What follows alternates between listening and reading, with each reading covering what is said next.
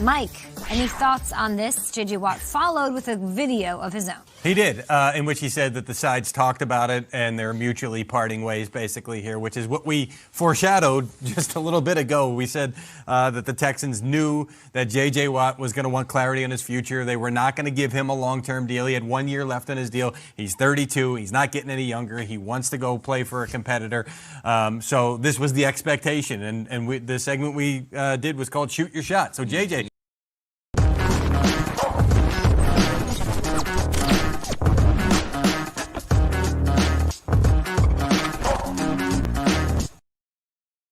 What's going on, everybody? Your man, Eric Wilson. Hey, Notoriety Sports Network and the Sports Arena bringing you breaking news, which I'm sure a lot of you saw.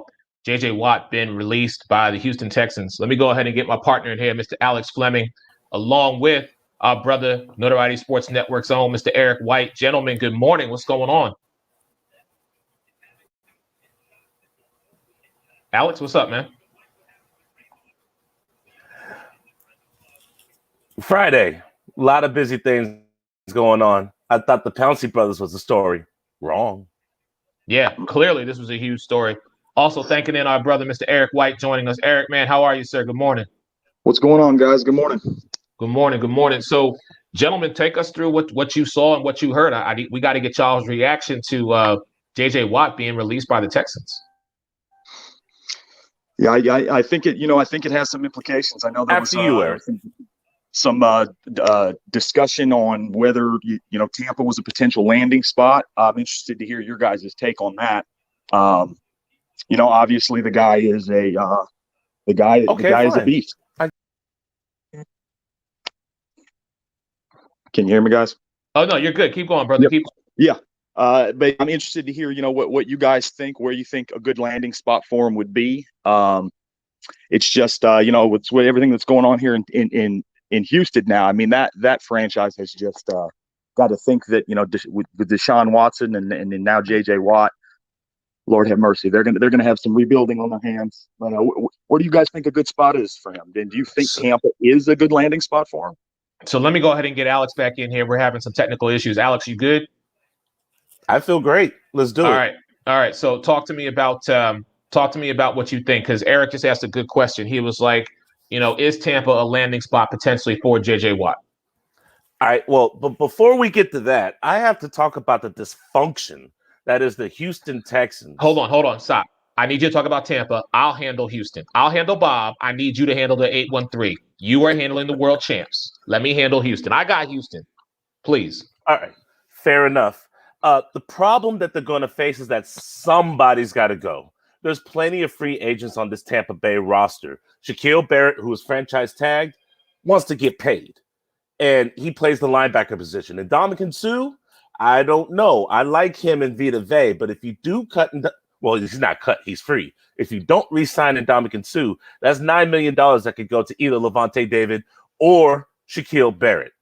If J.J. Watt's purpose is to get a ring, there's only two spots that he could go to that is ring worthy, and that's Green Bay or the Tampa Bay Buccaneers.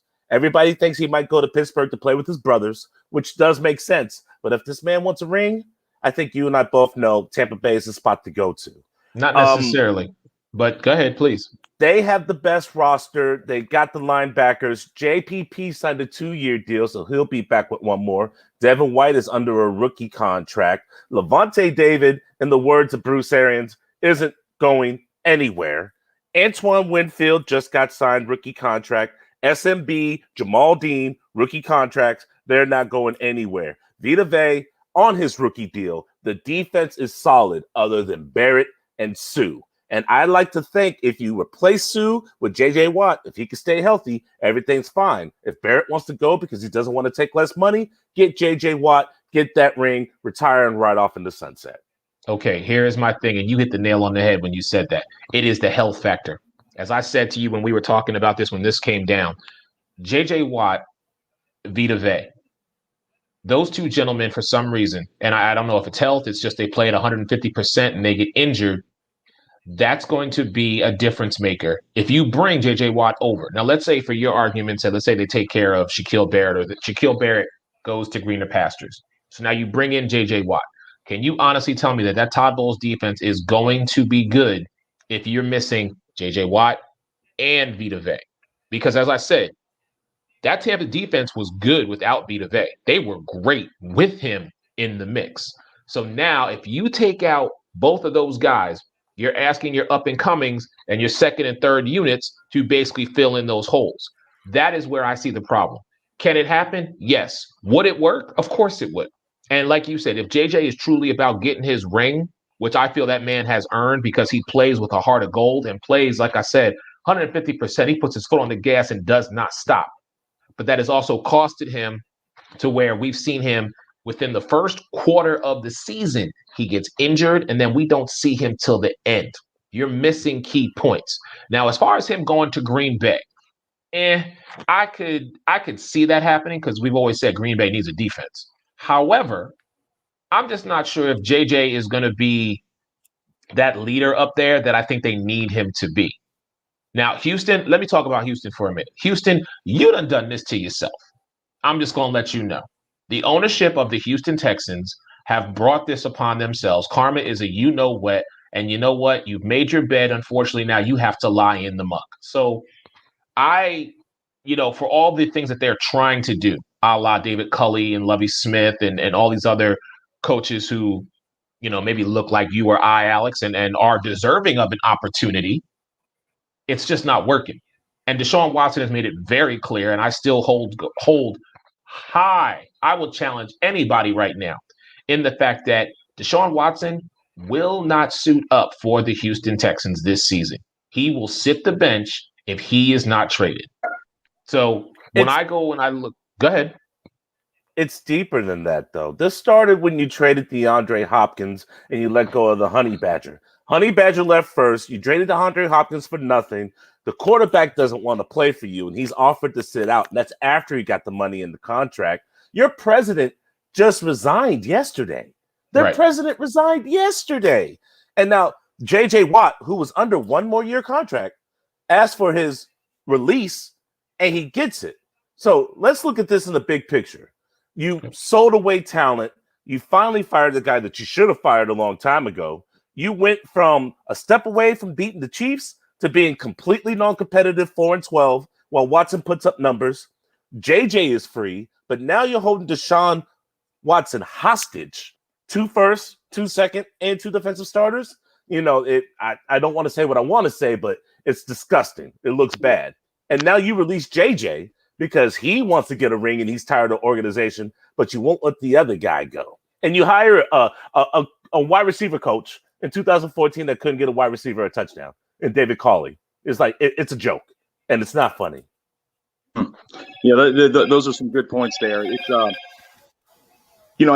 for the life of me, I couldn't understand. I don't think anyone could understand when Bill O'Brien traded Hopkins. Everyone was like, what's going on here? Is this guy, is this an intentional? How could you trade, D-Hop? He's arguably, the best receiver in the league. I mean, at least, top 3 at the time. And, they ended up trying to compensate by, going and getting, Cook? Brandon Cooks. Brandon Cooks, which he's always he has the speed to be able to take the top off, but he is no DeAndre Hopkins. That showed pretty fast. I think Deshaun Watson is extremely talented. I was always been a big fan of Watson coming out of college. They competed for a little while. I'd hate to say it, but yeah, they're going to be in total rebuild mode, and it's going to get ugly.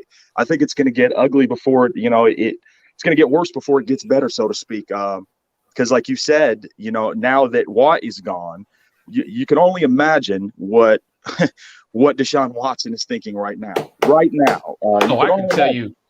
can tell you exactly what he's thinking. What he's thinking is, okay, that was the final piece.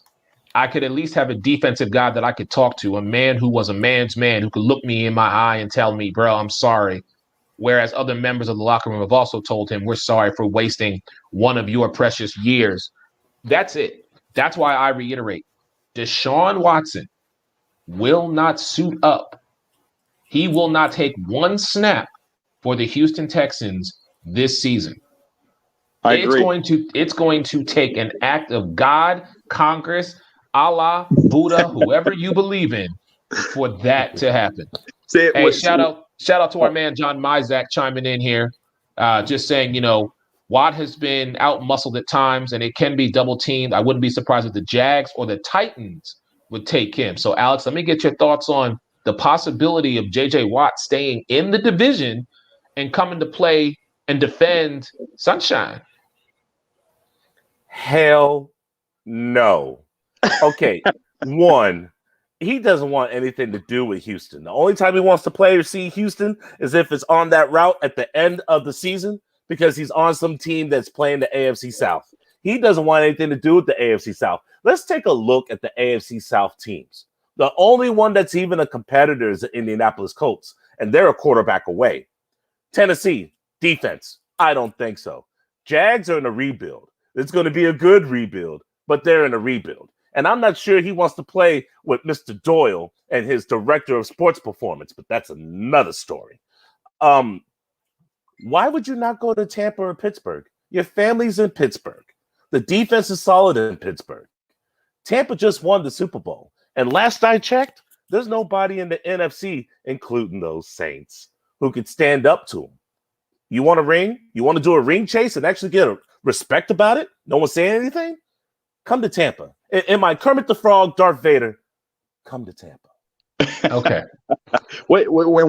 So what's it going to cost? All right. So what's the cap right now? How much? There's a whole lot of money up in the air right now. I believe I was looking at dead cap.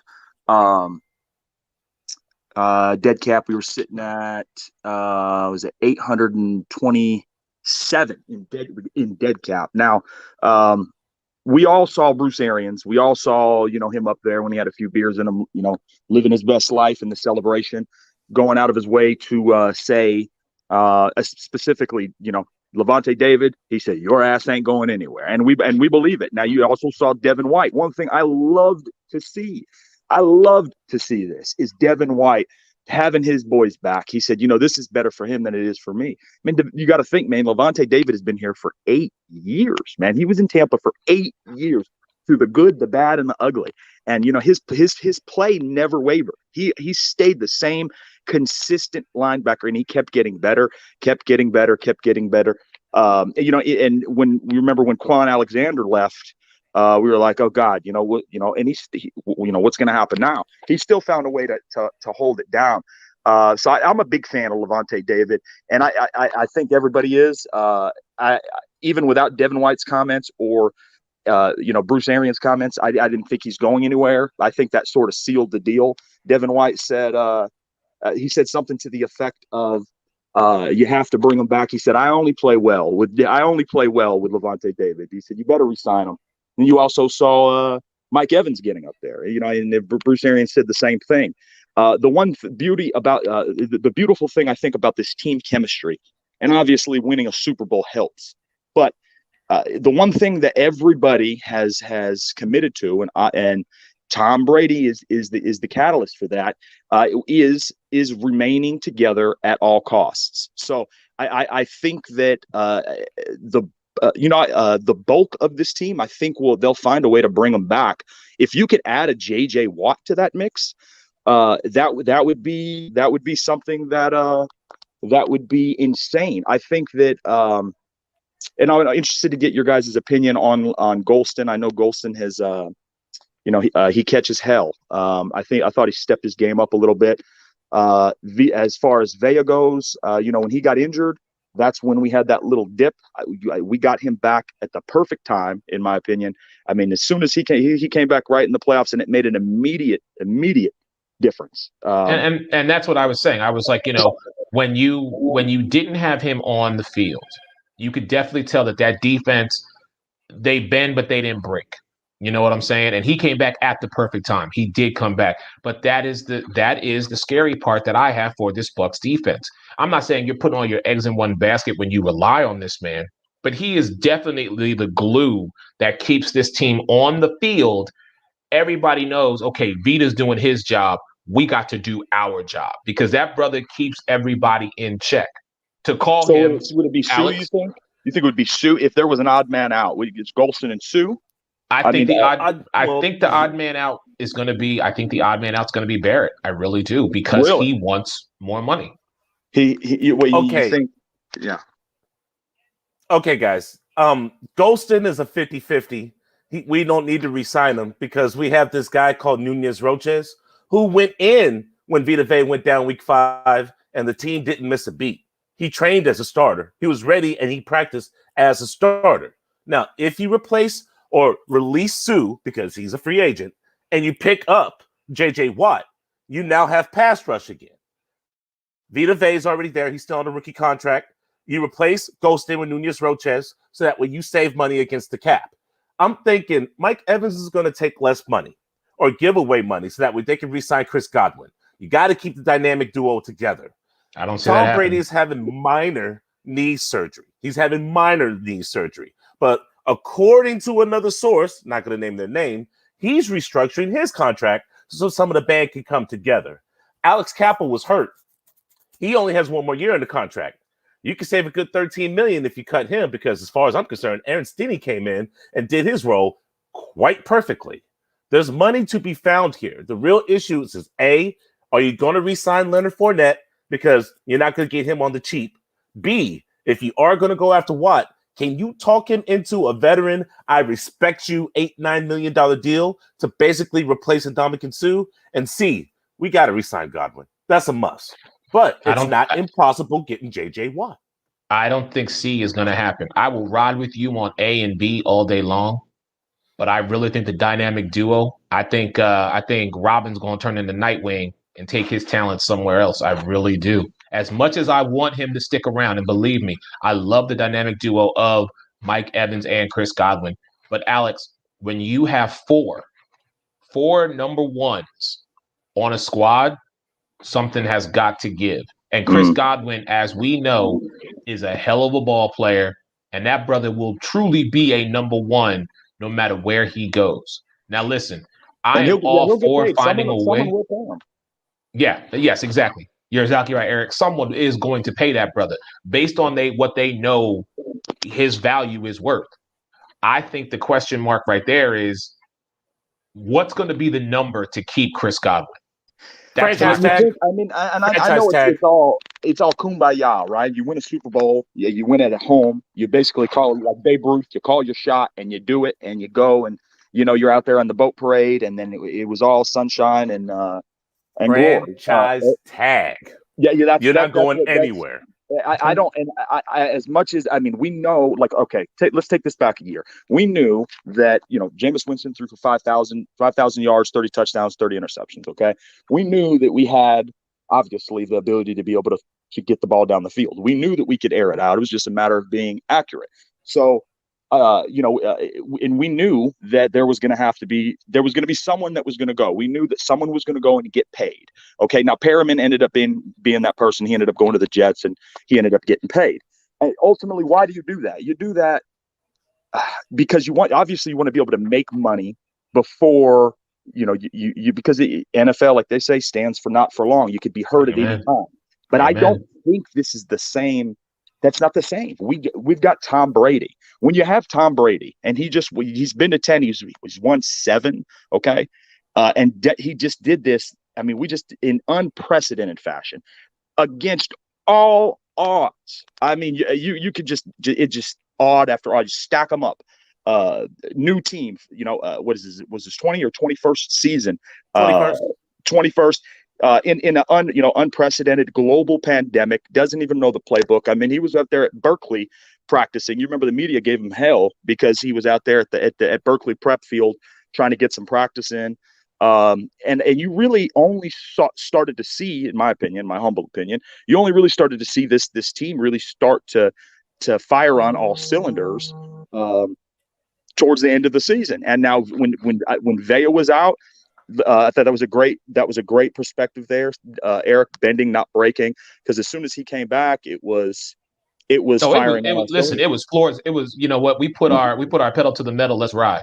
We were driving down 75 saying, stop us if you can. Yeah. We're going to roll through every roadblock that you put in front of us. You're absolutely right. We were up and down to Howard Franklin left and right. Everybody that was on that team, I think we needed, though. And basically, what I'm course. getting at is that we need, the Antonio Brown. The media gave the Bucs hell for that. Me personally, being a Raider fan, an old Raider fan, it was actually my first team. Being from Los Angeles, watching what he did going into, the Raiders, that broke my heart. So I had a little, I didn't know what to think, but I was always a fan of him and his play. I just didn't know if he could get right. If anyone could get him right, it was Tom Brady. Tom Brady moved the guy in with him. I mean, he did it against Bruce Arians. So obviously, and he came and think about how instrumental he was when Evans ended up getting hurt, and when Brown came in. So we needed, long story short, we needed the receiving core. We needed almost everybody on the team. I don't think Godwin is going to want to get paid somewhere else. I think he would tough it out one more year. I think we franchise tag him. At some point, we're going to, because you're not going to franchise Barrett again, right? He got franchised last year. It's not saying that it couldn't happen, but from what I understand, from what I've heard, from every interview that I've seen, every live stream that I've seen, everything on Instagram, Twitter, all digital platforms, everybody has basically stated they want to keep the band together as much as possible, and they're going for another one. So It's going to be truly interesting to see how that plays out. Antonio Brown, playoffs. He didn't play in Green Bay. 8 catches, 82 yards, 2 touchdowns. 5 catches in KC, 2 catches in Washington, 1 catch in New Orleans. He's going to get a contract. You could get him on the cheap. He just now got reacclimated back into football. Yes, he can go somewhere else. He doesn't want to go somewhere else. I got that soundbite with him post-game after the Super Bowl. I think he's quite happy in Tampa. You can get him on the cheap. Franchise tag Godwin. All right. Time will tell. We shall see. Gentlemen, appreciate the time here. NSN with the Sports Arena. We had to give you out a breaking news of J.J. Watt getting released. Stay tuned, ladies and gentlemen. This offseason is going to be really, really interesting. A little chippy at times, but we'll be back.